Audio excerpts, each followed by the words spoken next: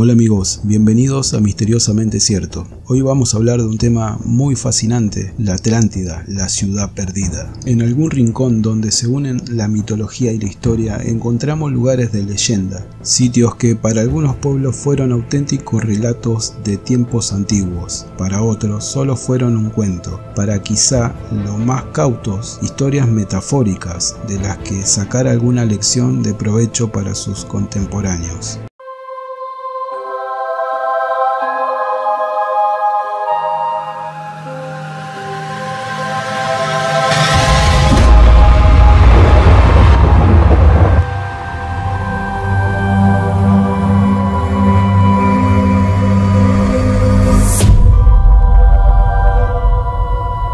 La historia de este continente perdido, sepultado bajo el mar, puede ser algo más que una leyenda. En los últimos años, la megalópolis que tan detalladamente describió Platón ha vuelto a ser tomada en serio por varias instituciones científicas, aunque como ocurre siempre en los hechos antiguos, los datos contradictorios y los ropajes de ficción hacen difícil llegar a conclusiones para muchos expertos modernos. Historiadores y geólogos, es posible que la narración sobre esta ciudad-estado tengan una base real. La gran isla de la Atlántida, oculta para el mundo pero presente en el ideario de todos los pueblos desde hace miles de años, es uno de esos grandes misterios por los que la curiosidad humana tiene debilidad y que obliga a investigar y divagar a partes iguales. Con base en dos de los últimos diálogos de Platón, son muchas las teorías y creencias que rodean a la supuesta civilización. Ya en la época de Platón, siglos 5 y 4 a.C., el relato tenía tintes míticos. Si hay una verdad comprobable a lo largo de toda la historia es que el ser humano, sobre todo a partir de cierta edad, tiende a creer que todo tiempo pasado fue mejor y más auténtico. Algunos intérpretes posteriores del creador de la teoría de las ideas han querido ver solo una metáfora a través de la cual el autor transmite sus opiniones sobre política y organización social. Dijo que era una isla más grande que la Libia y el Asia, con reyes propios y un gran templo revestido de plata, y que yacía bajo el mar tras haber sido destruida por los dioses para castigar la ambición de sus habitantes. La Atlántida estaba formada por diferentes plataformas de tierra circulares y concéntricas que estaban separadas por el agua y unidas por un pasillo. Es una plataforma central, se eleva un templo en honor a Poseidón, cuya magnitud no era comparable a ninguna gran estructura ni de aquella ni de esta época. Según los diálogos de Platón, la Atlántida era una tierra al oeste de las columnas de Hércules, el estrecho de Gibraltar. Tuvo un gran poderío económico, social y militar y llegó a dominar Europa occidental y el norte de África hasta que la ciudad de Atenas consiguió detenerla. En ese momento, una catástrofe sin descripción hundió la isla y todos los ejércitos que disponía. La Atlántida fue borrada por completo del mapa y de la historia. Desde la Edad Media, el mito fue considerado una alegoría, pero a partir del siglo XIX, gracias al romanticismo, comenzaron a surgir hipótesis de emplazamientos reales.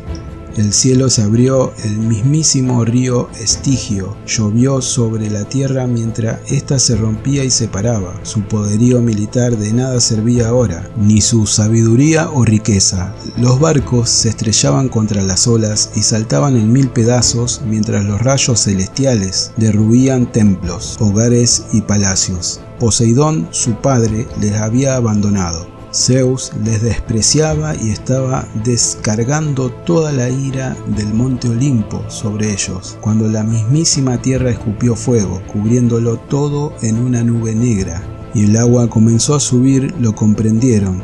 Aquel era el final de la Atlántida.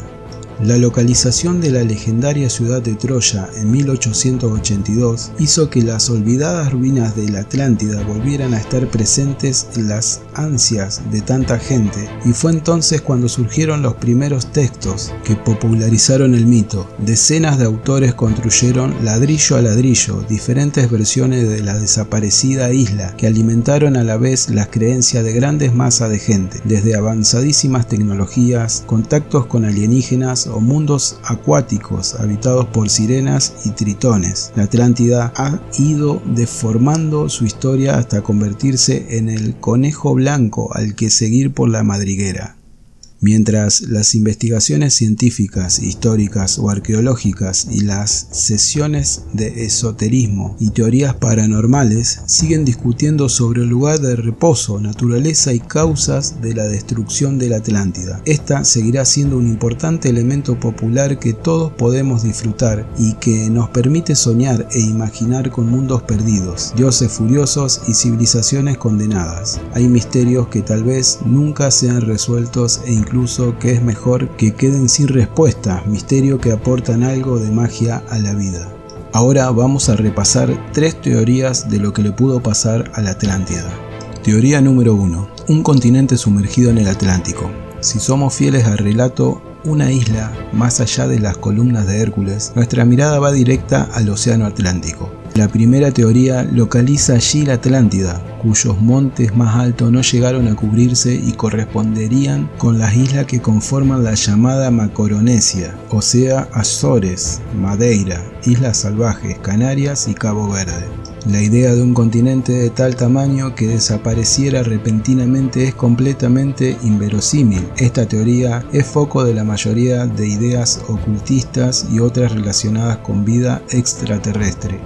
Teoría número 2. La Atlántida es la península ibérica. La segunda hipótesis baja un poco el nivel para suponer que la Atlántida es un mito basado en alguna civilización que fascinara a los griegos. Las historias se exagerarían hasta el punto de alcanzar el relato fantástico.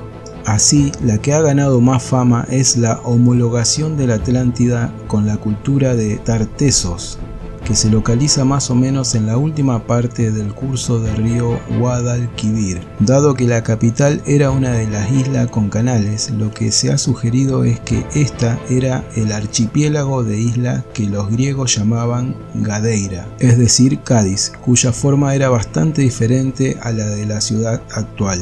La época en la que Platón habla del continente hundido es la misma en la que Heródoto habla del mítico rey Argantonio de Tartessos, por lo que quizá fuera una historia conocida y con cierta repercusión. Además, el fin de la cultura tartésica también parece ser un misterio. La teoría número 3, la antiquísima explosión de un volcán. La tercera teoría que voy a exponer trata sobre un hecho histórico concreto convertido en legendario por el paso de las generaciones. La civilización minoica o cretense fue una rival importante de la Grecia continental. Su fama inundó el Mediterráneo oriental y sus barcos hicieron la guerra en varios países. Tenía una cultura rica, durante mucho tiempo fue importante centro económico y su población disfrutaba de un alto nivel de vida para los estándares de la época. Para algunos historiadores, una de las causas del ocaso de la civilización minoica fue la erupción del volcán de la isla de Santorini, antes llamada Thera, alrededor del 1500 a.C. La actual forma de la paradisíaca isla griega es testimonio del desastre natural que aconteció hace miles de años. La erupción fue una de las más potentes de la que se tiene constancia en Europa. La nube de humo tapó el sol varios días en lugares lejanos como Egipto. Incluso en China pudieron observarse sus consecuencias en el cielo. Así es, esta catástrofe y la desaparición de la cultura minoica se corresponderían con el mito platónico, el padre de la Atlántida actual. Durante la Edad Media, la leyenda de la Atlántida fue considerada como un relato o alegoría a la grandeza de la Grecia de Platón, pero en el siglo XIX el mito fue ganando importancia y muchos empezaron a verlo como una realidad. El escritor y político estadounidense Ignatius Donnelly publicó en 1883 La Atlántida, el mundo antediluviano, en el que establecería la mayoría de leyendas que hoy perduran sobre la isla, como la avanzada tecnología de la que disponía la civilización.